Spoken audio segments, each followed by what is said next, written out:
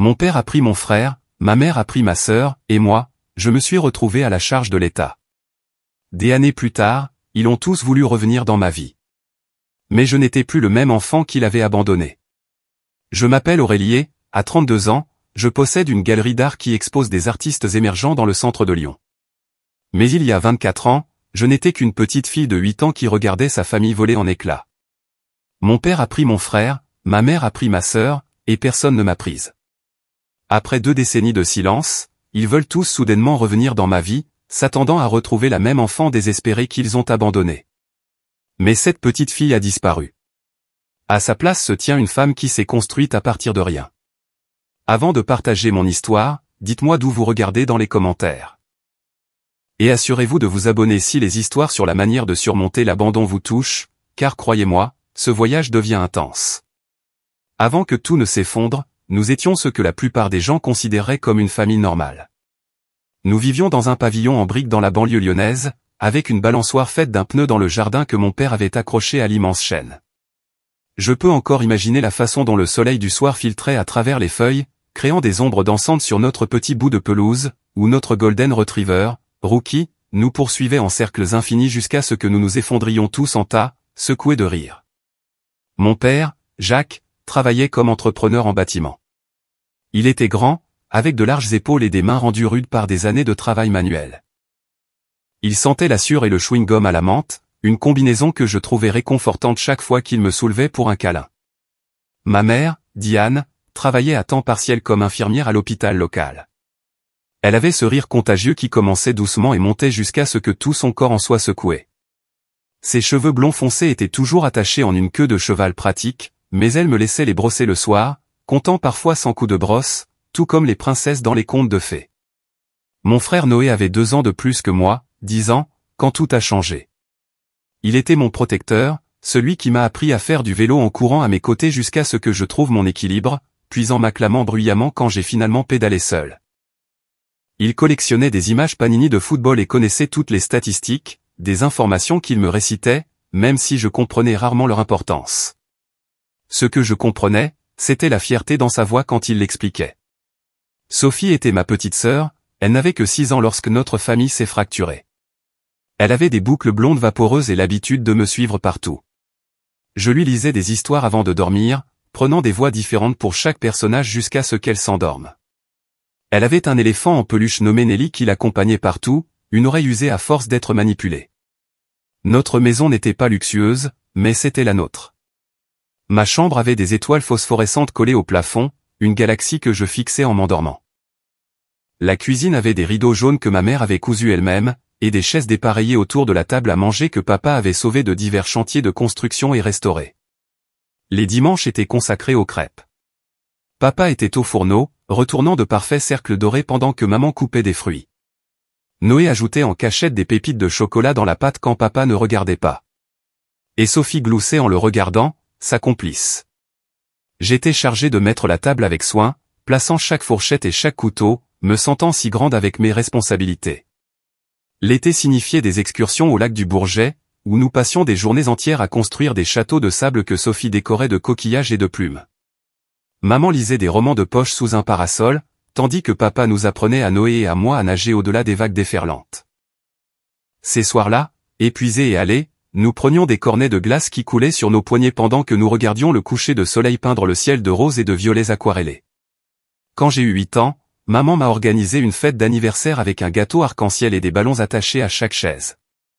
Mes amis de l'école sont venus et nous avons joué à 1, 2, 3 soleil dans le jardin jusqu'au crépuscule.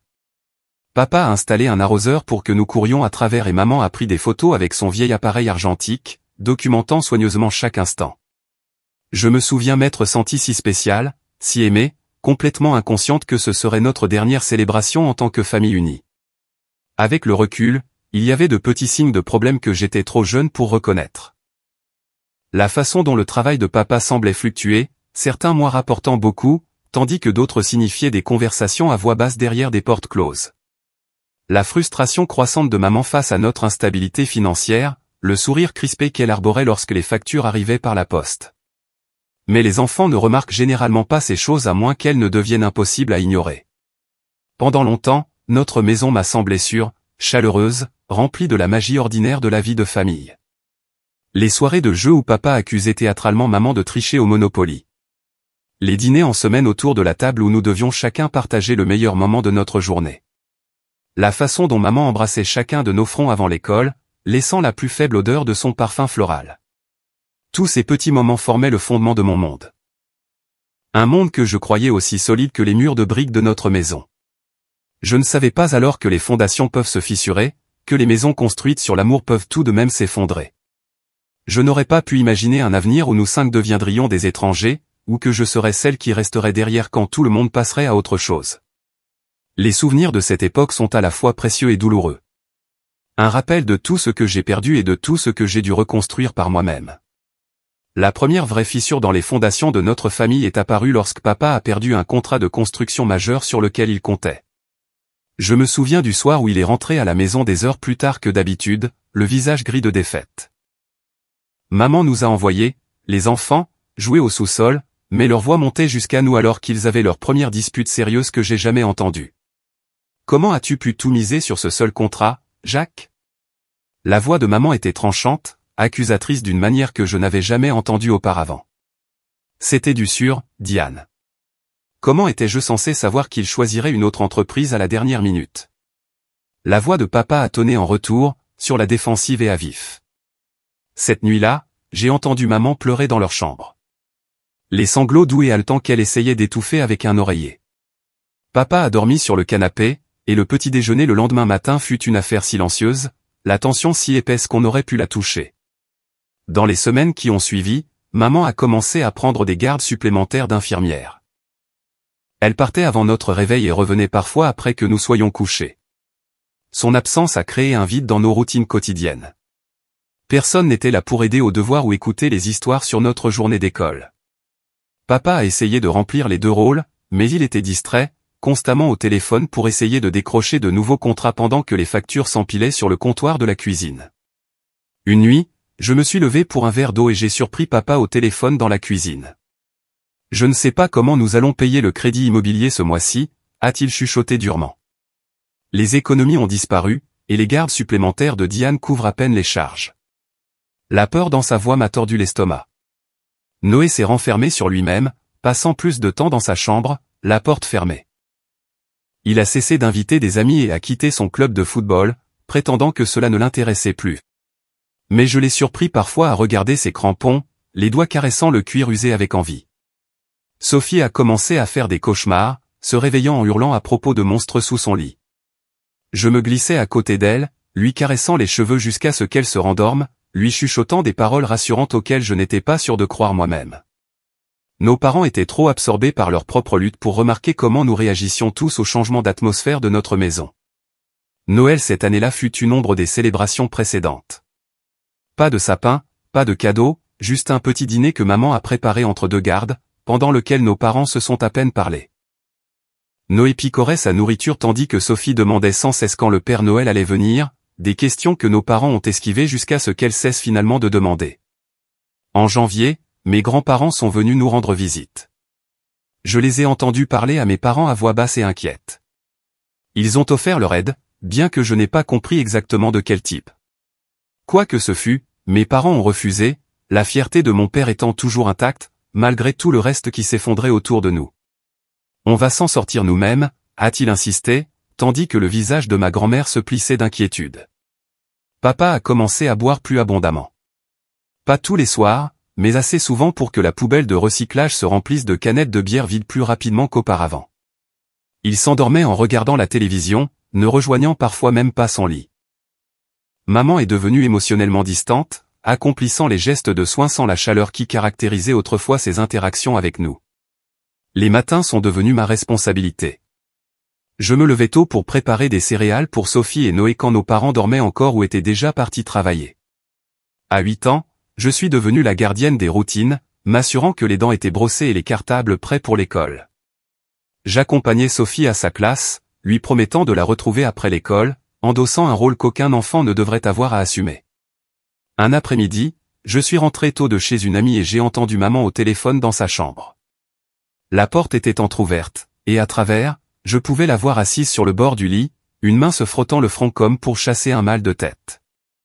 Je ne sais plus quelles sont nos options, Lise, disait-elle à ma tante.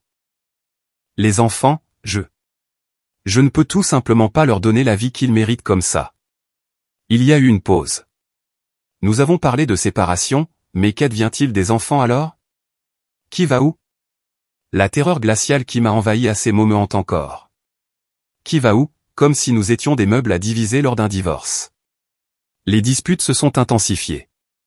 Un soir, c'était si grave que papa a fait un trou dans le mur du salon d'un coup de poing. J'ai regardé depuis l'escalier, figé de peur, alors que maman criait qu'il était hors de contrôle. Noé m'a ramené dans ma chambre où Sophie se cachait déjà sous ses couvertures. Nous nous sommes blottis tous les trois sur mon lit, le bras de Noé nous protégeant tous les deux, tandis que nous écoutions les bruits de notre famille qui implosait.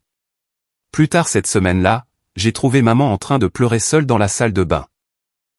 La porte n'était pas complètement fermée, et à travers la fente, je pouvais la voir assise sur le couvercle fermé des toilettes, les épaules secouées de sanglots silencieux. Je voulais aller vers elle, lui offrir le même réconfort que je donnais à Sophie après ses cauchemars, mais quelque chose m'a retenu. C'était peut-être la prise de conscience que certaines blessures étaient trop grandes pour qu'un enfant puisse les guérir. J'ai commencé à créer des jeux de distraction pour mes frères et sœurs. Nous construisions des forts élaborés au sous-sol avec de vieux draps et des meubles. J'inventais des chasses au trésor dans la maison et le jardin. Tout pour les protéger de la réalité de notre vie de famille en désintégration, pour leur donner des moments d'enfance normale au milieu du chaos. Mais je ne pouvais pas me distraire de la vérité. Quelque chose d'irréparable s'était brisé entre nos parents. Papa a déménagé dans la chambre d'amis du sous-sol.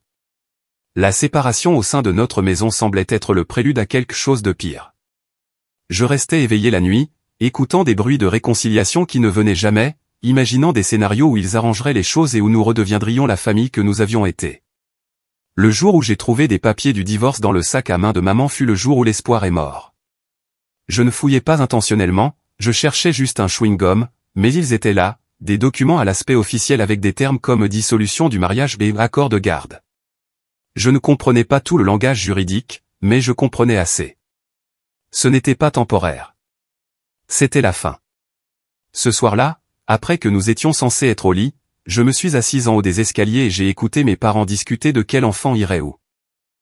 La façon désinvolte dont ils nous ont divisés me glace encore le sang quand j'y pense. Noé devrait venir avec moi, a dit papa.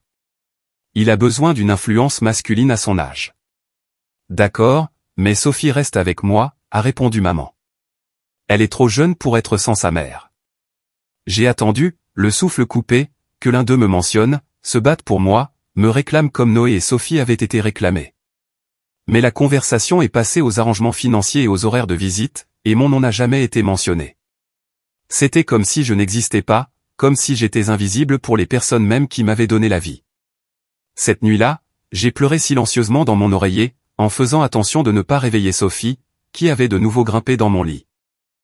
Je faisais face à la première réalisation dévastatrice de ma jeune vie, dans la redistribution de notre famille, aucune place n'avait été réservée pour moi. Le matin où tout a changé pour toujours a commencé comme n'importe quel autre. Je me suis réveillé tôt, comme j'en avais pris l'habitude, et je suis descendu préparer le petit déjeuner. J'ai trouvé papa et Noé dans le salon, des valises prêtes à côté d'eux. Papa était agenouillé devant Noé, les mains sur ses épaules, parlant d'une voix basse et sérieuse. Nous partons en voyage, a expliqué papa quand il m'a remarqué à l'entrée. Noé et moi avons besoin de temps pour réfléchir. Noé avait l'air confus, ses yeux rougis comme s'il avait pleuré. Quand il m'a serré dans ses bras pour me dire au revoir, il a murmuré « Je t'appellerai bientôt, je promets », sa voix tremblante d'incertitude. Je me suis accroché à lui, sachant d'une manière ou d'une autre que ce n'était pas un voyage normal, que quelque chose de plus permanent se produisait. Papa m'a à peine regardé en partant. Juste un rapide « Sois sage pour ta mère, Aurélie », avant de faire sortir Noé vers la voiture où j'ai remarqué plusieurs sacs poubelles remplis de ce qui ressemblait à des vêtements et des jouets. Pas des bagages pour un voyage, des affaires pour un déménagement. Après leur départ, maman s'est enfermée dans sa chambre et n'en est pas sortie. Je l'entendais sangloter à travers la porte, mais mes coups sont restés sans réponse. Sophie n'arrêtait pas de demander où papa et Noé étaient partis, et je ne savais pas quoi lui dire. Nous avons mangé des céréales pour le dîner ce soir-là, et j'ai lu 3 histoires supplémentaires à Sophie avant de dormir, essayant de maintenir un semblant de normalité. Maman est restée dans sa chambre le lendemain. J'ai fait des sandwichs au jambon beurre pour le déjeuner, j'ai aidé Sophie à se brosser les dents, et j'ai essayé d'appeler le portable de papa à plusieurs reprises. Ça tombait directement sur sa messagerie vocale à chaque fois. Cette nuit-là, Sophie et moi avons de nouveau dormi ensemble dans mon lit. Son petit corps blotti contre le mien pour un réconfort dont nous avions toutes les deux désespérément besoin. Le troisième jour, maman est sortie de sa chambre, l'air hagard et déterminé. Elle se déplaçait dans la maison avec une efficacité robotique, sortant des valises et les remplissant avec les vêtements et les jouets de Sophie. Quand j'ai demandé ce qu'elle faisait, elle n'a fait qu'une brève pause. « Sophie et moi avons besoin d'un nouveau départ », a-t-elle dit, sans me regarder dans les yeux. « Nous allons rester chez tante Lise pendant un moment. » Et moi, ai-je demandé, la panique montant dans ma poitrine. « Quand est-ce qu'on rentre à la maison ?» L'expression de maman a oscillé entre la culpabilité et la résolution. « Tu resteras ici pour l'instant. Nous reviendrons te chercher quand les choses se calmeront. Je te le promets. » Je ne la croyais pas. Mais j'avais 8 ans et j'étais impuissante à arrêter ce qui se passait. Sophie a pleuré quand elle a réalisé que je ne venais pas, tendant les bras vers moi depuis les bras de maman alors qu'elle se dirigeait vers la voiture. « Pourquoi Aurélie ne peut pas venir ?» a-t-elle gémi, le visage rouge et strié de larmes. « Aurélie doit rester ici au cas où ton père reviendrait », a répondu maman, un mensonge que j'ai reconnu et veine à that moment. On sera de nouveau ensemble bientôt. Puis elles sont parties, et j'étais seule dans notre maison. Complètement seule, à 8 ans. Le premier jour toute seule, j'ai fait comme si c'était une aventure. J'ai mangé de la glace au petit déjeuner parce que personne ne me disait de ne pas le faire. J'ai regardé des émissions de télévision que maman n'autorisait jamais. J'ai sauté sur le lit de mes parents, mais la liberté a rapidement cédé la place à la peur lorsque l'obscurité est tombée et que la maison a émis des bruits étranges que je n'avais jamais remarqués auparavant. J'ai dormi avec toutes les lumières allumées cette nuit-là, Rookie blotti de manière protectrice à mes pieds. Le lendemain matin, j'ai réalisé que personne ne l'avait nourri. J'ai donc versé une boîte entière de céréales dans sa gamelle, ne sachant pas de quelle quantité il avait besoin, mais voulant m'assurer qu'il en avait assez. Au troisième jour seul, la situation alimentaire devenait critique. J'avais épuisé les options faciles comme les céréales et les sandwichs. Le lait avait tourné. Je ne savais rien cuisiner qui nécessitait la cuisinière ou le four. Rookie et moi avons partagé des crackers et des tranches de fromage du réfrigérateur. Je n'arrêtais pas d'appeler le téléphone de papa, et maintenant celui de maman aussi, mais aucun ne répondait. J'ai laissé des messages en larmes, demandant quand il reviendrait me chercher, les suppliant de ne plus me laisser seul. Le silence en réponse était assourdissant. Le quatrième jour, on a frappé à la porte. Madame Dubois, la voisine, se tenait là avec une expression inquiète. Elle avait remarqué que j'étais seul à la maison et voulait vérifier si tout allait bien. J'ai menti, disant que ma mère était juste partie au magasin et qu'elle reviendrait bientôt. Mais Madame Dubois a vu clair dans mon mensonge, surtout quand Rookie a bondi derrière moi, clairement non nourri et non promené. « Où sont tes parents, ma chérie ?» a-t-elle demandé doucement. C'est là que j'ai craqué, lui racontant tout à travers des sanglots saccadés. Comment papa avait pris Noé, maman avait pris Sophie, et personne ne m'avait prise. Comment ils avaient promis de revenir mais n'avaient pas appelé. Comment je manquais de nourriture et avais peur la nuit. Le visage de Madame Dubois est passé de l'inquiétude à l'horreur pendant que je parlais. Elle m'a emmené chez elle, m'a donné un vrai repas et a appelé les autorités. Le soir même, une assistante sociale nommée Madame Reynaud était assise en face de moi dans le salon de Madame Dubois, me posant des questions auxquelles je n'avais pas de réponse. Sais-tu où sont allés tes parents? Non. As-tu des grands-parents ou d'autres parents à proximité? Aucun d'assez proche. Depuis combien de temps es-tu seul? 4 jours. Madame Reynaud avait une voix douce, mais ne pouvait cacher la pitié dans ses yeux. Cette pitié deviendrait une expression familière sur les visages des adultes dans ma vie pour les années à venir. Elle m'a expliqué que je devrais partir avec elle, que je ne pouvais pas rester dans la maison vide, qu'ils essaieraient de contacter mes parents. Elle m'a laissé préparer un petit sac de vêtements et prendre mon ours en peluche Hector que j'avais depuis que j'étais bébé. Rookie est allé au refuge pour animaux, une autre perte dans une semaine qui en était remplie. L'audience au tribunal de la famille, une semaine plus tard, était froide et stérile, pleine d'adultes qui parlaient de moi comme si je n'étais pas là. Aucun de mes parents ne s'est présenté, bien qu'ils aient apparemment été prévenus. Le juge, un homme âgé aux yeux bienveillants mais à la bouche sévère, m'a déclaré pupille de l'État.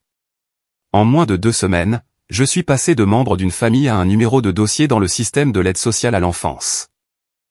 Mon premier placement fut chez les Thomas, un couple avec 3 enfants biologiques qui prenaient des enfants en famille d'accueil pour le revenu supplémentaire. Ils n'étaient pas cruels, mais ils n'étaient pas gentils non plus. Je dormais sur un canapé-lit dans la salle familiale de leur sous-sol.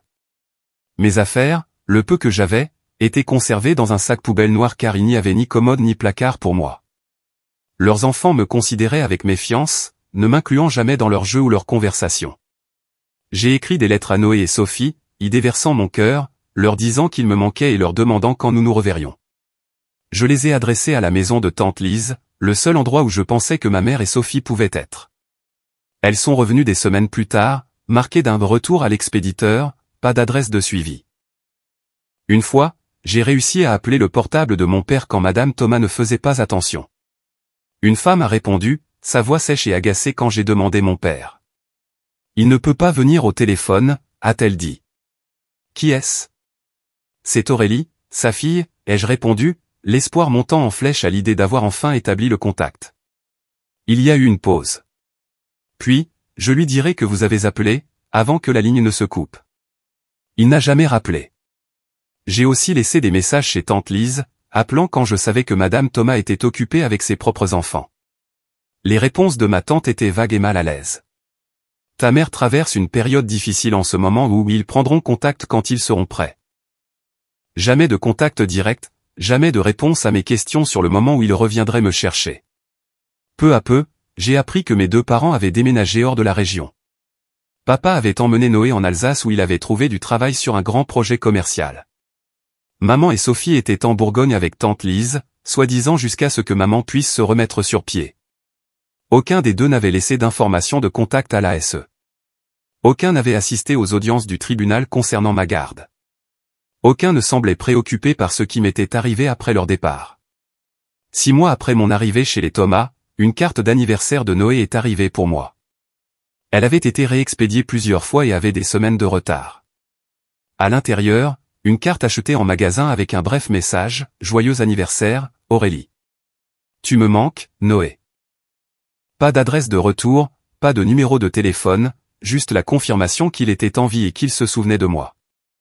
J'ai dormi avec cette carte sous mon oreiller jusqu'à ce qu'elle tombe en morceaux à force d'être manipulée. Madame Thomas m'a trouvé un soir en train de pleurer sur les restes déchiquetés de la carte. Elle s'est assise à côté de moi sur le canapé-lit, me tapotant maladroitement le dos. Parfois, les familles ne peuvent tout simplement pas rester ensemble, a-t-elle dit, essayant probablement d'être gentille, mais manquant entièrement son but. Mais tu es en sécurité ici, et c'est ce qui compte. Mais je n'étais pas en sécurité. Pas vraiment. Car un mois plus tard, les Thomas ont décidé qu'ils voulaient se concentrer sur leurs enfants biologiques. Et juste comme ça, je refaisais mon sac poubelle, déménageant dans un nouveau foyer temporaire avec des étrangers qui ne voulaient pas de moi non plus. Mon deuxième placement fut dans la famille Martin, qui hébergeait déjà 5 autres enfants placés dans une maison exiguë de 3 chambres. Monsieur Martin était strict au point d'être militaire, imposant des règles sur tout, des horaires de salle de bain autant exacts que nous étions autorisés à passer sur les devoirs. Madame Martin était largement indifférente, accomplissant les gestes de soins sans aucun investissement émotionnel. Je partageais un lit superposé avec 2 autres filles dans une chambre conçue pour un seul enfant. Mon espace se composait d'un tiers de commode et d'un bac en plastique sous le lit où je gardais mes quelques effets personnels, qui comprenaient maintenant la carte d'anniversaire de Noé, conservée entre 2 morceaux de ruban adhésif transparent pour éviter toute détérioration supplémentaire. Changer d'école en milieu d'année a rendu difficile de se faire des amis. J'étais la nouvelle, l'enfant placé avec des vêtements de seconde main et sans parents pour assister aux événements scolaires. Je suis devenue silencieuse, restant dans mon coin et me concentrant sur le travail scolaire comme une échappatoire au foyer chaotique. Les enseignants m'ignoraient largement puisque je ne causais pas de problème, et les autres élèves ont vite appris que je ne partagerais pas de détails sur ma situation familiale, perdant finalement tout intérêt pour la nouveauté de ma présence. Un des garçons placés plus âgés, Damien, avait l'habitude de voler les plus jeunes. Il a pris le bracelet que Madame Dubois m'avait donné avant que je parte, le seul cadeau que j'avais reçu depuis que j'étais dans le système. Quand je l'ai confronté, il a menacé de dire au Martin que j'avais enfreint les règles de la maison si je le dénonçais. J'ai alors appris une autre dure leçon du système de placement, parfois, il faut choisir les pertes avec lesquelles on peut vivre. Les assistantes sociales allaient et venaient avec une fréquence alarmante. Chacune nouvelle en savait moins sur mon cas que la précédente, lisant un dossier qui contenait les faits de base, mais aucun contexte émotionnel de mon abandon. Elle posait des questions standards sur mon bien-être physique, si j'allais régulièrement à l'école, si j'avais des préoccupations concernant mon placement. J'ai appris à dire ce qu'elle voulait entendre, sachant que se plaindre menait rarement à des améliorations et entraînait souvent plus de perturbations. Lors d'une visite, une assistante sociale particulièrement pressée a mentionné nonchalamment qu'ils avaient reçu une mise à jour sur mes frères et sœurs. Noé jouait au football dans un club en Alsace et réussissait bien à l'école. Sophie s'était adaptée à sa nouvelle vie en Bourgogne et prenait des cours de danse. Il s'épanouissait pendant que je survivais, et le contraste était une pilule amère à avaler. Après 8 mois chez les Martin, j'ai de nouveau été déplacé, cette fois dans la famille Guillaume. En apparence, il semblait parfait, une maison de banlieue bien rangée, Madame Guillaume qui faisait des biscuits pour le goûter, et Monsieur Guillaume qui entraînait le club de foot local. Pour la première fois, j'avais ma propre chambre avec un vrai lit, une commode et un bureau. J'ai osé espérer que cela pourrait être différent. Mais les apparences peuvent être trompeuses. La personnalité chaleureuse de maîtresse de maison de Madame Guillaume disparaissait derrière les portes closes, remplacée par des remarques acerbes et des normes impossibles. Rien de ce que je faisais n'était jamais assez bien. Mes notes, bien qu'étant principalement des A, auraient pu être meilleures. Mes corvées n'étaient jamais terminées à sa satisfaction. Mon apparence était constamment critiquée, de mes cheveux, pourquoi ne peux-tu pas les coiffer correctement, à ma posture, tiens-toi droite, tu n'es pas une bossue. La violence verbale était constante, mais prudente, ne franchissant jamais les lignes qui déclencheraient un signalement obligatoire si j'en parlais à mon assistante sociale. Tu es si paresseuse. Pas étonnant que tes parents n'aient pas voulu de toi, disait-elle en souriant à Monsieur Guillaume.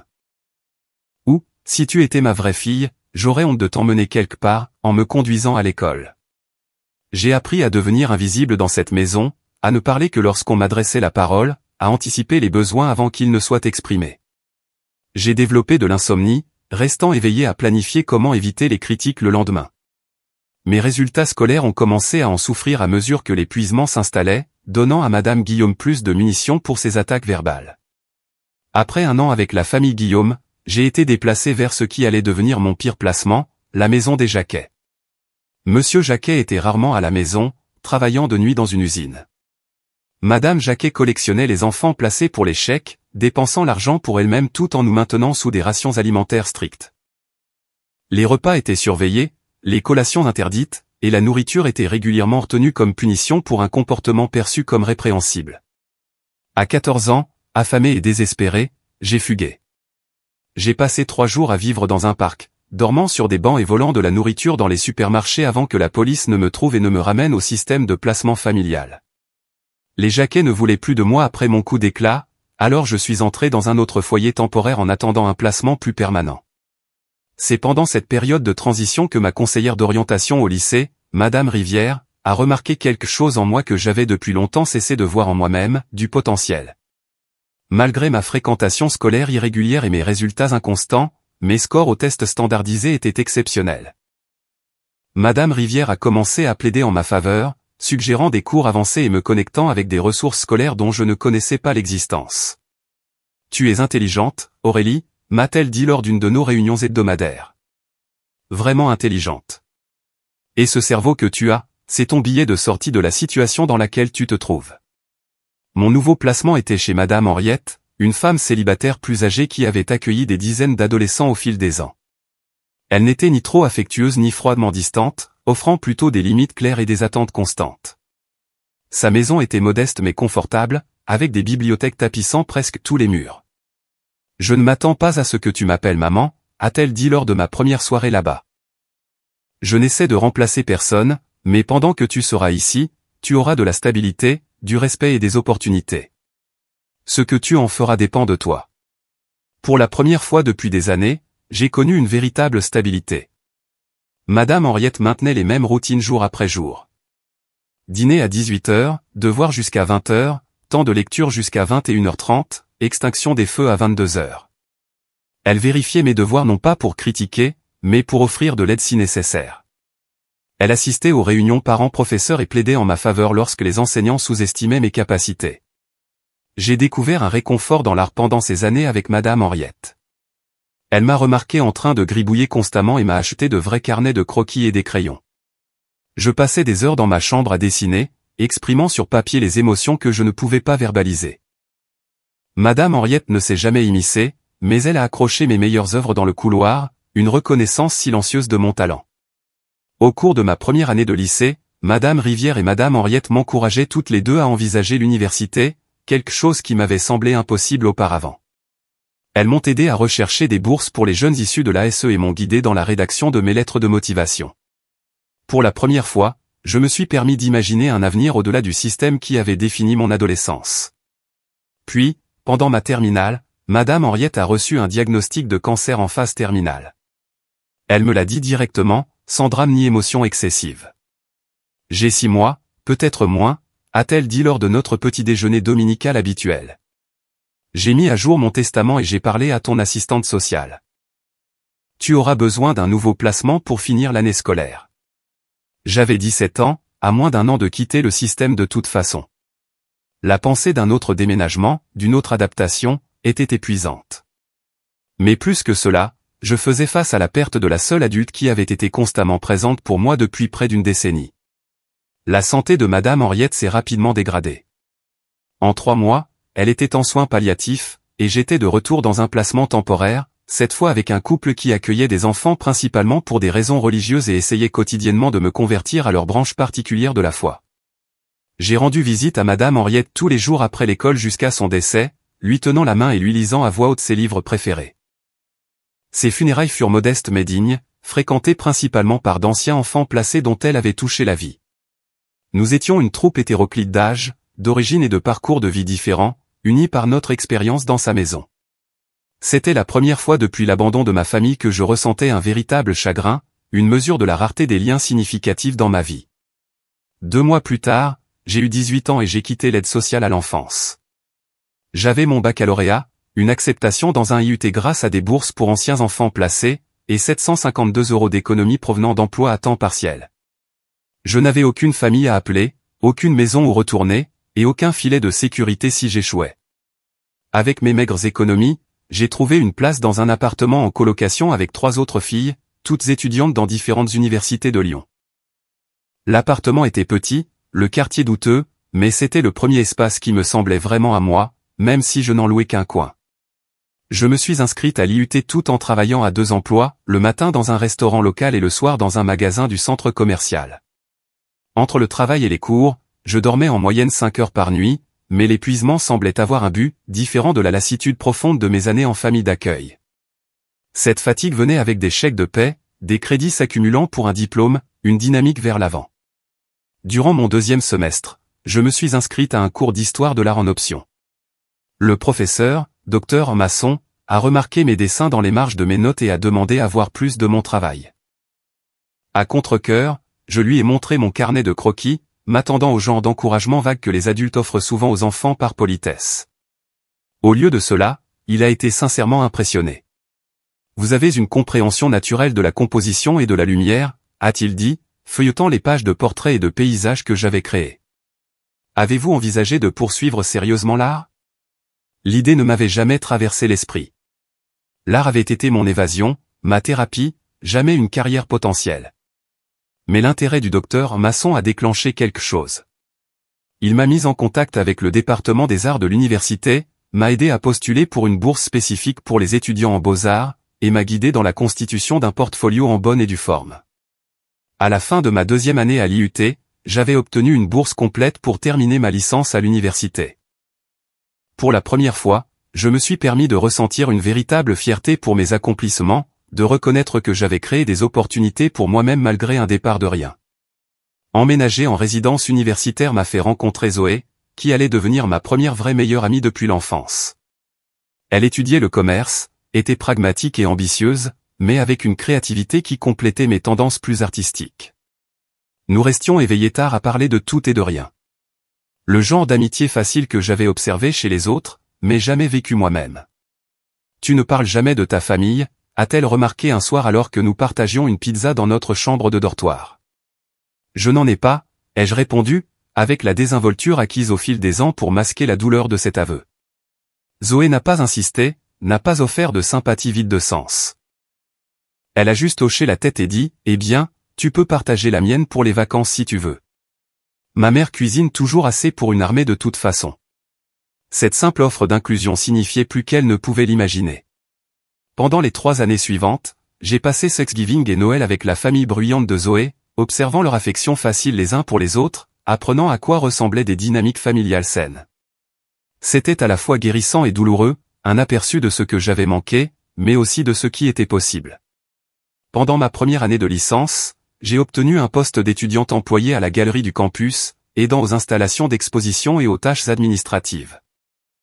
J'ai découvert que j'avais un talent non seulement pour créer de l'art, mais aussi pour le commissariat d'exposition, pour comprendre comment les œuvres fonctionnent ensemble pour raconter une histoire cohérente.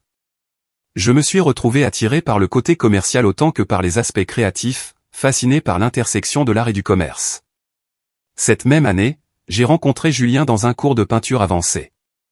Il était réfléchi et patient, ne me pressant jamais pour obtenir plus d'informations que je n'étais prêt à donner sur mon passé. Notre relation s'est développée lentement, construite sur le respect mutuel et des intérêts partagés. Il a été la première personne à qui j'ai raconté toute l'histoire de mon abandon, assise sur le sol de son appartement à 3 heures du matin, les mots jaillissant après des années de confinement prudent. « J'attendais que tu aies des problèmes de confiance », a-t-il dit quand j'ai eu fini. J'ai ri à travers mes larmes. « Qu'est-ce que tu crois que c'est ? Je te connais depuis 8 mois et je ne te dis que maintenant pourquoi je ne parle jamais de mon enfance. » Il a souri, repoussant mes cheveux de mon visage. Argument valable. Mais tu es là. Tu me laisses entrer. Cela demande un courage incroyable après ce que tu as vécu. Julien m'a aidé à voir que mes murs de défense, bien que nécessaires pour survivre, m'empêchaient aussi de vivre pleinement. Avec ces encouragements, j'ai commencé une thérapie au centre de conseil de l'université, abordant enfin le traumatisme de l'abandon que j'avais porté seul si longtemps. La remise des diplômes est arrivée avec un triomphe doux amer. J'ai reçu mon diplôme avec mention, j'ai traversé la scène sous les acclamations de Zoé et Julien, mais j'ai ressenti vivement l'absence de ma famille. Pas de parents rayonnant de fierté, pas de frères et sœurs agitant la main avec enthousiasme depuis le public. Même après toutes ces années, il y avait toujours un vide là où ces liens auraient dû être. Après l'obtention de mon diplôme, j'ai mis à profit mon expérience en galerie pour obtenir un poste d'assistante dans un petit espace d'art contemporain à Lyon. Le salaire était à peine supérieur au SMIC, mais c'était dans mon domaine, un pied dans la porte du monde de l'art. J'ai partagé un appartement avec Zoé, qui avait décroché un premier emploi en marketing, et j'ai continué mes séances de thérapie, déterminé à construire une relation plus saine avec mon passé. Ma carrière a progressé de manière constante. En 2 ans, j'ai été promue conservatrice associée, responsable de la découverte de nouveaux artistes et de la conceptualisation d'expositions. Le directeur de la galerie a reconnu mon œil pour les talents émergents et ma capacité à communiquer efficacement avec les artistes, des compétences qui me distinguaient de mes pairs. Mais la croissance personnelle n'était pas aussi simple que l'avancement professionnel. Un jour, en marchant sur la rue de la République, j'ai aperçu un homme qui ressemblait à mon père. Même carrure, même démarche, même façon d'incliner la tête en attendant de traverser la rue. La crise de panique m'a frappé sans crier gare, me laissant le souffle coupé sur un trottoir bondé, désorienté, et soudainement redevenu la petite fille de 8 ans qui le regardait partir avec mon frère. Cet incident m'a renvoyé en thérapie avec un engagement renouvelé. Je devais aborder non seulement l'abandon lui-même, mais l'impact continu qu'il avait sur ma vie quotidienne, la façon dont il colorait mes relations et ma perception de moi-même. J'ai commencé à comprendre que la guérison n'était pas une destination, mais un processus dans lequel je serais probablement engagé pour le reste de ma vie. Pendant ce temps, j'ai cultivé un cercle d'amis proches qui sont devenus la famille que je me suis choisie. À côté de Zoé, il y avait Marc, un chef qui organisait des dîners élaborés dans son minuscule appartement. Hélène, une bibliothécaire avec une connaissance encyclopédique de faits obscurs, et David, un développeur de logiciels à l'esprit sec qui ne manquait jamais de me faire rire. Nous avons créé nos propres traditions et systèmes de soutien, étant là les uns pour les autres d'une manière que ma famille biologique n'avait jamais fait. Nous avions des brunchs le week-end où nous discutions de nos victoires et de nos échecs autour de mimosas. Des rassemblements de vacances où chacun contribuait avec des plats qui représentaient nos diverses origines. Des soirées cinéma, des tournois de jeux, des soirées dansantes impromptues dans des salons trop petits pour accueillir notre enthousiasme. Ces rituels ont remplacé les traditions familiales que j'avais perdues, créant de nouveaux souvenirs pour superposer les souvenirs douloureux. Après 3 ans à économiser chaque euro, j'ai fait le grand saut et j'ai ouvert ma propre petite galerie. L'espace était modeste, une ancienne librairie dans un quartier en voie de gentrification, mais il était à moi. Je me suis concentré sur l'exposition d'artistes locaux qui auraient autrement du mal à trouver une représentation, en particulier ceux issus de milieux défavorisés similaires aux miens. Le succès de la galerie a dépassé mes attentes. Les critiques d'art ont loué mon œil neuf et ma capacité étrange à repérer le talent avant qu'il n'explose. Les publications locales ont présenté l'espace dans des guides culturels de la ville. Les artistes me sollicitaient, confiant que je représenterais leur travail avec intégrité et compréhension. À 29 ans, j'avais une stabilité financière suffisante pour acheter mon premier appartement, un 2 pièces dans un entrepôt reconverti avec de hauts plafonds, parfait pour exposer l'art que j'avais commencé à collectionner. Le jour où j'ai signé les papiers du crédit immobilier, je me suis assis seul dans l'espace vide, les clés à la main, et j'ai pleuré, non pas de tristesse, mais d'une profonde prise de conscience, j'avais créé la sécurité pour moi-même. Après des années de foyer temporaire et d'espaces empruntés, j'avais la preuve tangible que je pouvais fournir ce que mes parents n'avaient pas réussi à me donner. Ma relation avec Michel a commencé pendant cette période de stabilité et de succès.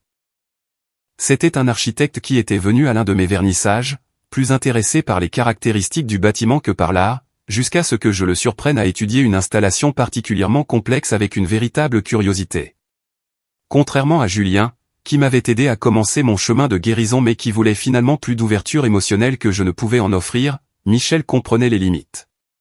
Ayant perdu sa propre mère à un jeune âge, il reconnaissait la résilience particulière qui découle de la navigation d'une perte précoce significative. Nous construisons tous les deux nos vies à partir de rien, a-t-il observé lors de notre 3e rendez-vous. Il y a quelque chose de beau là-dedans. Créer exactement ce que l'on veut sans le poids des attentes. Pendant des années, j'avais effectué des recherches périodiques sur ma famille en ligne, cherchant les noms de Noé et Sophie, vérifiant les réseaux sociaux pour toute trace de mes parents. Ces recherches sont devenues moins fréquentes à mesure que je construisais ma propre vie. Le besoin désespéré de renouer a été progressivement remplacé par la curiosité, puis par quelque chose approchant l'indifférence.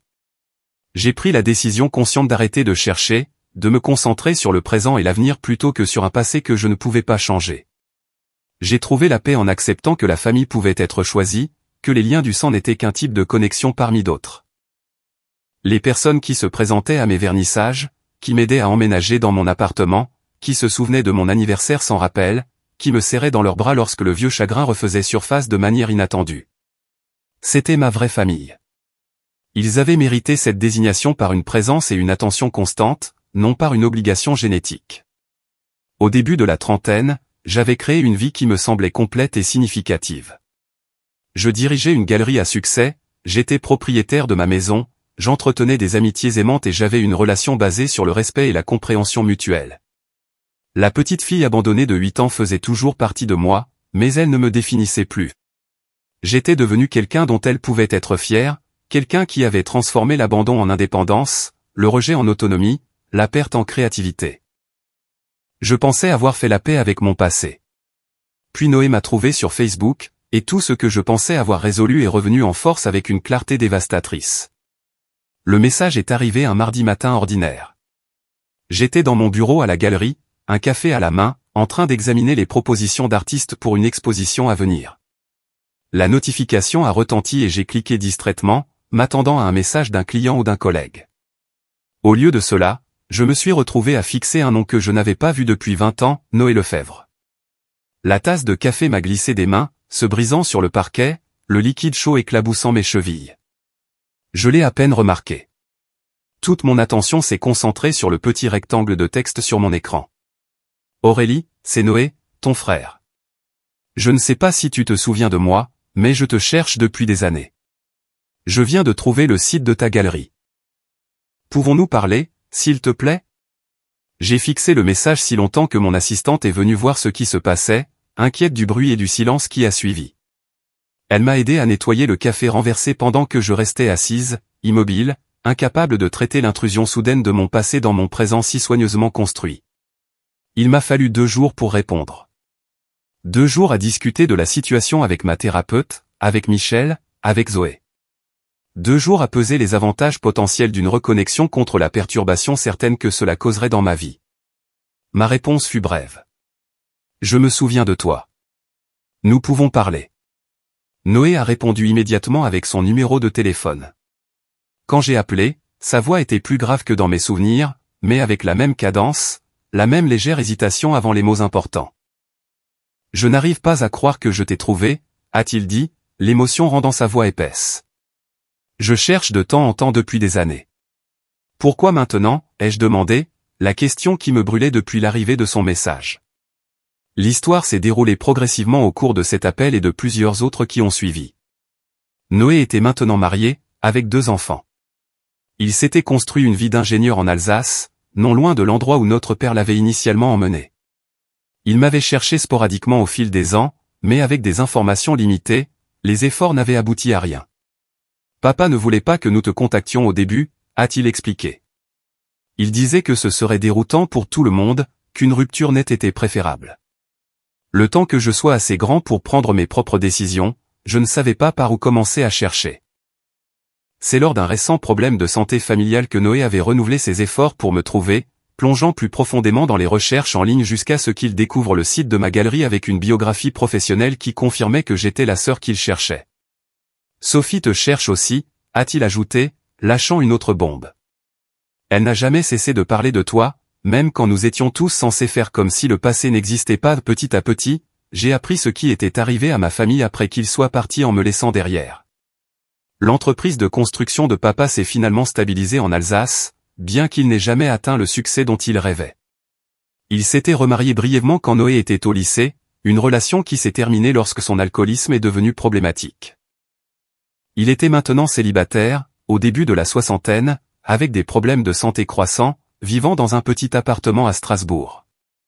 Maman n'était restée que quelques mois chez tante Lise en Bourgogne avant de déménager en Auvergne avec Sophie pour un nouveau départ.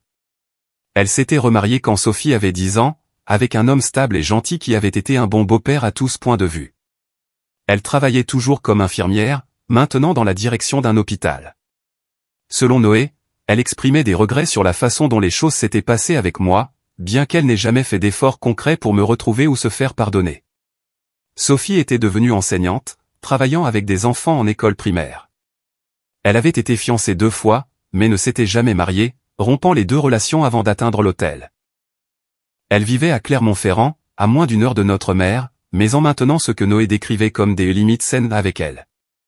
Il va y avoir une réunion de famille, a dit Noé lors de notre 4e appel. Papa va avoir 60 ans, et il semble que le problème de santé ait fait réaliser à tout le monde que le temps n'est pas infini. Ils veulent tous que tu viennes. Ils veulent tous que je vienne, ai-je répété, les mots semblant étrangers dans ma bouche. Les mêmes personnes qui m'ont laissé seul dans une maison vide quand j'avais 8 ans. L'inconfort de Noé était palpable, même à travers le téléphone.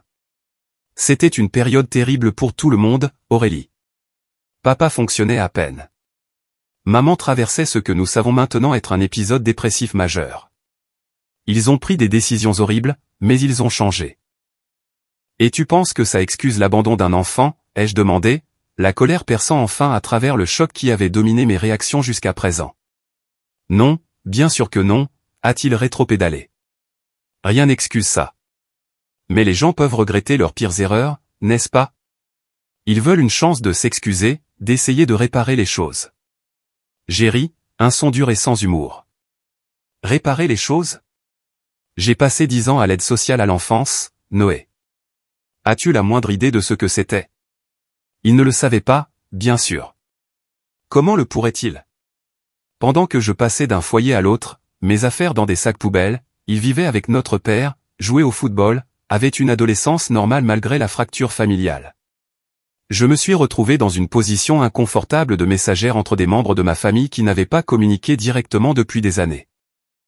Noé parlait régulièrement avec Sophie mais avait un contact limité avec nos parents. Sophie parlait à notre mère chaque semaine mais interagissait rarement avec notre père. Tout le monde, semblait-il, avait des relations compliquées les uns avec les autres, mais était uni dans leur désir soudain de renouer avec moi. Sophie a appelé une semaine après le premier contact de Noé. Sa voix était à la fois familière et étrange, le ton aigu de la petite fille remplacé par la voix d'une femme, mais avec la même ouverture émotionnelle dont je me souvenais. Je ne t'ai jamais oublié, a-t-elle dit en pleurant, quelques minutes seulement après le début de notre conversation. J'avais cette photo de toi de ma fête de 6e anniversaire. Je la gardais cachée parce que ça rendait maman triste de la voir, mais je la regardais tous les soirs avant de dormir pendant des années. Contrairement à Noé, qui abordait notre reconnexion avec un pragmatisme prudent, Sophie oscillait entre une nostalgie larmoyante et des projets enthousiastes pour rattraper le temps perdu. Elle voulait une proximité immédiate, suggérant des visites et des vacances partagées, comme si 2 décennies de séparation pouvaient être comblées en un seul bond. Quand je lui ai demandé pourquoi elle ne m'avait pas cherché plus tôt, sa réponse a révélé la mythologie familiale qui s'était développée en mon absence.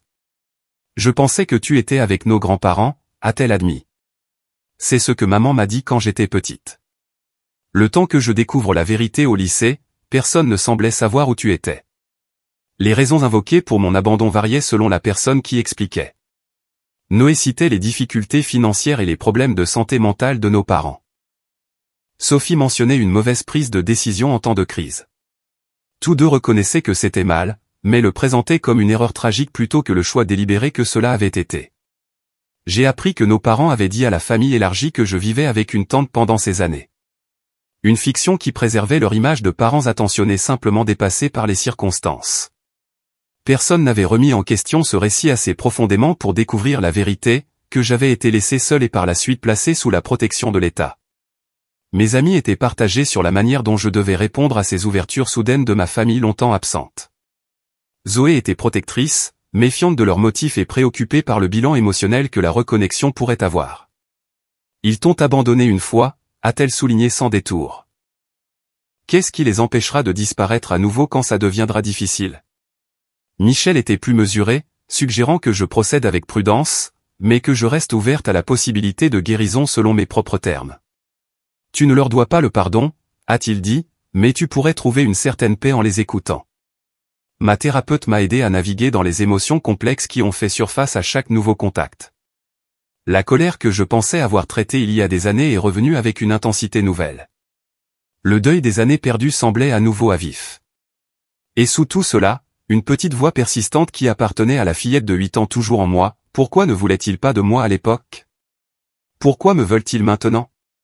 J'ai accepté de rencontrer Noé pour un café lorsqu'il est venu à Lyon pour une conférence professionnelle. Le voir en personne était surréaliste, comme regarder une version déformée de notre père dans un miroir de fête foraine. C'est très familier mais modifié par le temps et la génétique. Il avait la taille et la carrure de papa, mais se tenait différemment, sans l'énergie agitée dont je me souvenais chez notre père. Ses enfants m'ont appelé Tati Aurélie lors d'un appel vidéo qu'il a initié au café, le titre semblant à la fois étranger et douloureux. Ces enfants qui partageaient mon sang mais ne savaient rien de moi, à qui on avait raconté des histoires sur une tante qui existait principalement dans les souvenirs d'enfance de leur père. « Papa veut te parler », a dit Noé vers la fin de notre rencontre. Son malaise était évident dans la façon dont il tripotait sa tasse de café. « Il ne va pas bien, Aurélie. Les médecins parlent de 6 mois, peut-être 1 an. Il veut faire la paix avant 2. » Il s'est interrompu, laissant l'implication en suspens entre nous. La demande de pardon d'un homme mourant aurait peut-être dû m'émouvoir, mais elle n'a fait qu'intensifier ma colère. Pourquoi attendait-on de moi que je fournisse l'absolution selon son calendrier? Où était ce désir de réconciliation pendant les années où j'avais besoin d'un père? Un colis est arrivé à ma galerie la semaine suivante.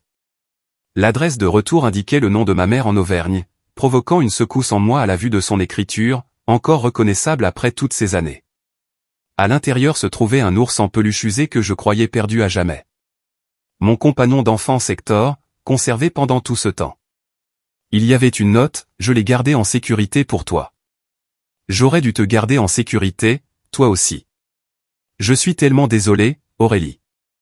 S'il te plaît, appelle quand tu seras prête. Amour, maman. La présomption dans cette signature, revendiquant une relation qu'elle avait abandonnée 2 décennies plus tôt, m'a fait mettre la note de côté. Mais j'ai gardé Hector, le plaçant sur une étagère dans ma chambre, un lien tangible avec l'enfant que j'avais été. L'invitation formelle à la réunion de famille est arrivée ensuite, une carte maladroitement formulée, demandant ma présence dans une maison au bord d'un lac en Savoie, le même endroit où nous avions passé nos vacances en tant que famille unie. Le lieu avait clairement été choisi pour sa valeur sentimentale. Mais les souvenirs qu'il évoquait pour moi étaient compliqués, entachés par la connaissance de ce qui était venu après ces moments apparemment heureux. Je me trouvais à un carrefour, tiraillé entre la famille que j'avais perdue et la vie que j'avais construite sans eux. Ils me demandaient de reprendre un rôle que j'avais depuis longtemps dépassé. La plus jeune fille, la petite sœur, la pièce manquante de leur portrait de famille. Mais je n'étais plus cette personne. J'étais devenu quelqu'un de complètement différent en leur absence, forgé par des expériences dont ils ne savaient rien et ne pourraient jamais vraiment comprendre. La décision que je prendrais quant à ma participation à cette réunion définirait non seulement ma relation future avec ma famille biologique, mais aussi ma relation avec moi-même et le parcours qui m'avait mené jusqu'à ce point. Après des semaines de délibération et d'intenses séances de thérapie, j'ai pris ma décision. Je rencontrerai ma famille, mais pas à leurs conditions. Pas à la maison du lac avec ses souvenirs compliqués, pas dans le cadre d'une réunion festive prétendant que 2 décennies d'abandon pourraient être effacées avec un gâteau et des réminiscences nostalgiques. Au lieu de cela, j'ai proposé un dîner dans un lieu neutre, un restaurant près de ma galerie, où je me sentirais sur un terrain solide. J'ai écrit des lettres détaillées à chaque membre de la famille au préalable, expliquant exactement ce qui m'était arrivé après leur départ. Pas la version édulcorée qu'ils auraient pu imaginer, mais la dure réalité du placement familial. Les Thomas avec leur sac poubelle noir pour mes affaires. Madame Guillaume avec ses remarques acerbes. Les Jacquet qui utilisaient la nourriture comme punition. Les déménagements constants, la perte de toute stabilité, les années à se sentir non désirées et jetables. Je n'écris pas cela pour vous faire du mal, ai-je expliqué dans chaque lettre, mais parce que si une relation doit exister à l'avenir, elle doit être basée sur la vérité, pas sur des fictions confortables. Vous devez savoir qui je suis devenu en votre absence. Michel a proposé de m'accompagner au dîner, un tampon contre la tempête émotionnelle qui pourrait m'attendre. J'ai apprécié son soutien, mais j'ai décliné. C'était quelque chose que je devais affronter seul, selon mes propres termes, avec la force que j'avais construite au cours d'une vie d'autonomie. Le soir de notre rencontre, je suis arrivé en avance, choisissant une table qui me donnait une vue claire de l'entrée. Je les ai regardés arriver ensemble, ma famille désunie, instantanément reconnaissable malgré les années de séparation. Papa, plus mince que dans mes souvenirs, les cheveux maintenant gris, se déplaçant avec les pas prudents de quelqu'un qui gère la douleur.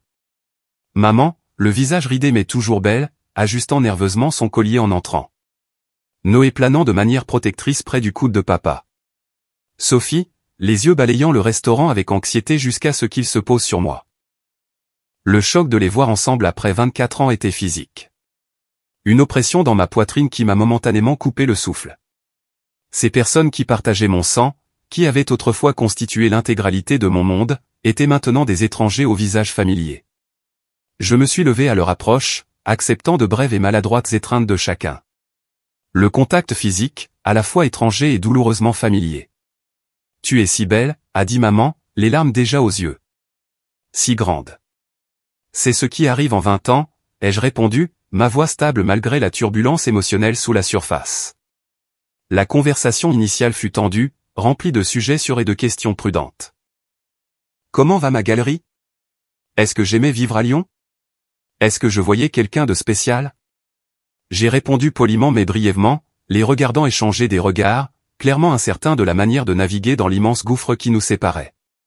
Papa s'est éclairci la gorge pendant un silence dans la conversation. « Aurélie, nous te devons des excuses. Ce qui s'est passé, ce que nous avons fait, il n'y a aucune excuse pour ça. Mais il y avait des raisons, a rapidement interjeté maman. Nous étions dans une situation si terrible, financièrement, émotionnellement. Je souffrais de dépression, même si je ne le reconnaissais pas à l'époque. Ton père buvait trop. Nous pensions prendre la meilleure décision pour tout le monde à ce moment-là. Je l'ai regardé fixement. Quelle était exactement la meilleure décision pour moi, maman ? Être laissé seul dans une maison vide à 8 ans ? Le silence s'est abattu sur la table. Sophie a baissé les yeux sur son assiette tandis que Noé se tortillait mal à l'aise sur sa chaise. Le visage de papa a rougi de honte ou de colère, je ne pouvais pas le dire. Ça ne devait pas se passer comme ça, a-t-il finalement dit. Je pensais que ta mère t'emmenait. Elle pensait que tu venais avec moi. Le temps que nous réalisions ce qui s'était passé, tu étais déjà dans le système, et on nous a dit que ce serait compliqué de te récupérer. Compliqué, ai-je répété, le mot ayant un goût amer. Alors, vous avez décidé de ne pas essayer parce que c'était compliqué. Je ne pouvais pas m'occuper des 3 enfants seul, a admis papa, sans me regarder dans les yeux. Je m'en sortais à peine avec Noé. Et Sophie avait complètement besoin de moi, a ajouté maman. Elle était si jeune, si confuse partout.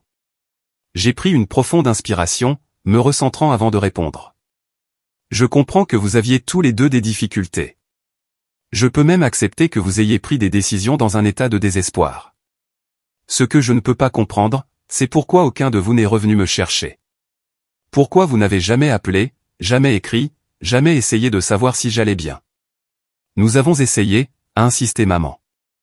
Nous avons appelé l'assistante sociale plusieurs fois, mais ils ont dit que tu étais placé dans une bonne famille, que perturber ta nouvelle situation pourrait causer plus de mal que de bien. J'ai ri sans humour. Une bonne famille? Voulez-vous savoir dans combien de bonnes familles j'ai vécu? J'ai alors raconté mes placements, nommant chaque famille et comment était la vie dans leur maison. J'ai récité des dates, des lieux, des incidents spécifiques qui s'étaient gravés dans ma mémoire. 15 juillet 2002. Les Thomas ont décidé de se concentrer sur leurs enfants biologiques. J'ai donc été déplacé chez les Martin avec 5 autres enfants placés. 3 mars 2004. Madame Guillaume m'a dit que j'étais trop stupide pour jamais arriver à quoi que ce soit parce que j'avais eu un B à un test de maths. 28 novembre 2005. Les Jacquet ont verrouillé le réfrigérateur pendant le week-end de la Toussaint parce que j'avais trop mangé au repas de fête. Tandis que je parlais, j'ai vu leur visage passer de la justification défensive à une reconnaissance inconfortable de la réalité que j'avais vécue. Ce n'était pas la version édulcorée du placement familial des films réconfortants. C'était le système tel qu'il existait réellement pour de nombreux enfants, une série de foyers temporaires avec des adultes qui vous voyaient comme une source de revenus ou une obligation, rarement comme un enfant méritant amour et stabilité. Je ne vous dis pas cela pour vous faire sentir coupable, ai-je dit quand j'ai eu fini. Je vous le dis parce que c'est qui je suis. Ces expériences m'ont façonné. Si vous voulez me connaître maintenant, vous devez comprendre ce qui m'est arrivé à l'époque. J'ai ensuite livré ma déclaration préparée sur la différence entre le pardon et la réconciliation. Je peux pardonner ce qui s'est passé sans prétendre que cela ne m'a pas affecté. Je peux avancer sans effacer le passé. Mais toute relation que nous construirons doit reconnaître la réalité de ces 20 années, pas simplement les balayer sous le tapis. J'ai fixé des limites claires sur ce que j'étais prête à accepter. Pas de réunion de famille instantanée. Pas de prétention que nous pourrions reprendre là où nous nous étions arrêtés. Aucune attente que je m'intégrerais sans heurts dans des traditions familiales dont je n'avais jamais fait partie. Des relations individuelles pourraient être possibles, construites lentement et avec respect pour qui nous étions tous maintenant, pas qui nous avions été ou qui il souhaitait que je sois. Je n'assisterai pas à la réunion à la Maison du Lac, ai-je conclu. C'est trop tôt, dans un endroit qui recèle des souvenirs compliqués pour moi. Je suis ouverte à apprendre à connaître chacun de vous individuellement, en terrain neutre, si c'est quelque chose que vous voulez. Mais je dois être clair. J'ai une vie bien remplie avec des gens qui ont été là pour moi de manière constante. Ils sont ma famille, aussi, et ils resteront ma priorité. Leurs réactions ont varié. Papa est devenu défensif, arguant au début qu'ils avaient souffert, eux aussi. Qu'ils avaient fait des erreurs, mais n'avaient pas voulu les conséquences. Maman a pleuré, répétant qu'elle n'avait jamais cessé de m'aimer, qu'elle pensait à moi tous les jours. Noé semblait soulagé que tout soit enfin dit à voix haute après des années de secrets de famille. Sophie a écouté attentivement, tendant parfois la main vers moi comme si elle voulait établir un contact physique, mais en respectant mon espace. Après le dîner, je suis parti avec ma dignité intacte, ne cherchant pas leur approbation ou leur absolution, mais en me tenant dans ma vérité. L'enfant abandonné et effrayé était devenu une femme qui pouvait faire face à son passé sans en être diminuée. Dans les semaines qui ont suivi, j'ai rencontré Sophie pour un café, juste nous deux. Sans la présence de nos parents, elle a parlé plus librement de ses propres difficultés en grandissant avec une mère qui luttait contre la dépression et un beau-père qui, bien que gentil, n'avait jamais pleinement compris la dynamique complexe de leur famille recomposée. Nous avons commencé à construire une relation timide basée sur qui nous étions maintenant, pas sur les enfants que nous avions été. Lorsque l'invitation de Noël de la famille est arrivée, j'ai décliné poliment, suggérant plutôt que nous continuions avec des interactions plus petites et plus gérables. Je n'étais pas prête pour des célébrations de vacances qui mettraient inévitablement en lumière les années de tradition que j'avais manquées, les blagues internes que je ne comprendrais pas, les photos de famille qui ne m'incluaient pas. L'expérience a inspiré une nouvelle direction dans mon travail artistique. J'ai créé une série sur l'abandon et la guérison, des pièces abstraites qui exploraient le voyage de la fragmentation à la complétude. L'exposition a reçu les éloges de la critique, les commentateurs notant l'honnêteté émotionnelle brute et la puissante résilience évidente dans le travail. Je n'ai pas explicitement partagé publiquement l'histoire personnelle derrière l'art, mais ceux qui me connaissaient en ont compris la signification. 6 mois après notre dîner, mon père a appelé. Sa santé s'était encore détériorée, et son ton était différent, moins défensif et plus réfléchi. « Je t'ai manqué », a-t-il dit simplement. Pas seulement quand tu avais 8 ans, mais chaque jour après ça, quand j'aurais pu essayer de te trouver et que je ne l'ai pas fait. Je ne peux pas le changer, mais je voulais que tu saches que je le sais. Je sais ce que j'ai fait. Ce n'était pas une réconciliation spectaculaire. Ce n'était même pas vraiment un pardon au sens traditionnel, mais c'était une reconnaissance de la vérité, et cela signifiait quelque chose. J'en suis venu à comprendre que le pardon ne consiste pas à excuser ce qui s'est passé ou à prétendre que cela n'a pas causé de mal. Il s'agit de se libérer du fardeau de la colère, non pas pour le bénéfice de ceux qui vous ont blessé, mais pour votre propre paix. J'ai pardonné à mes parents, non pas parce qu'ils le méritaient, mais parce que je mérite d'être libéré du poids du ressentiment. La famille est un concept que j'ai dû définir pour moi-même. Il inclut les personnes qui partagent mon ADN, avec qui je construis des relations prudentes et limitées. Mais il englobe aussi les amis qui ont été présents de manière constante. Les mentors qui ont cru en moi quand je ne pouvais pas croire en moi-même. Le partenaire qui comprend mon histoire complexe sans essayer de la réparer ou de l'effacer. La famille, c'est qui vous aime, pas seulement qui partage votre sang. La petite fille abandonnée de 8 ans vit toujours en moi. J'honore son courage, sa résilience, sa détermination à survivre quand il semblait que le monde entier lui avait tourné le dos. Mais elle ne me définit plus. Elle fait partie de mon histoire, pas de son intégralité. Dans mon bureau de la galerie, j'ai 2 photographies côte à côte. L'une est la photo que Sophie a gardée toutes ces années, montrant une petite fille aux dents de lait avec des yeux pleins d'espoir. L'autre est un autoportrait récent montrant une femme avec de la force dans son regard et de la confiance dans sa posture. Les 2 sont moi. Les 2 sont vrais. Les 2 méritent d'être vus.